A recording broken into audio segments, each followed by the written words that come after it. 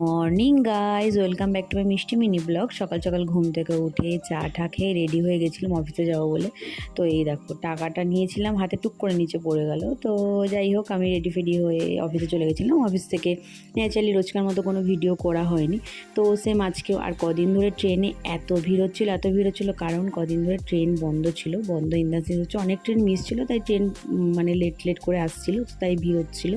তো যাই হোক, আমি প্রতি শনিবার মতো বাড়ির ঠাকুর কাছে চলে গেছিলাম পুজো দিতে। দেন বাড়ি আসার সময় আজকে যেহেতু শনিবার, আমার নিরামিষ, তো একটু মিষ্টি খেয়ে নিয়েছিলাম, একটু টক দই খেয়ে নিয়েছিলাম। তো বাড়িতে এসে খেয়ে নিয়েছিলাম একটু এই যে গ্লুকো।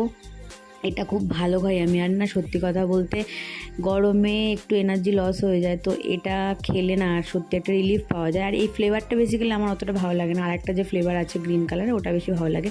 তো একটা শান্তি, সত্যি খেয়ে শান্তি। যাই হোক, আমি একটু খেয়ে আবার ঢঙ্গ করছিলাম খেতে খেতে। তো তারপরে মার সাথে একটু গল্প করে ডিনার করে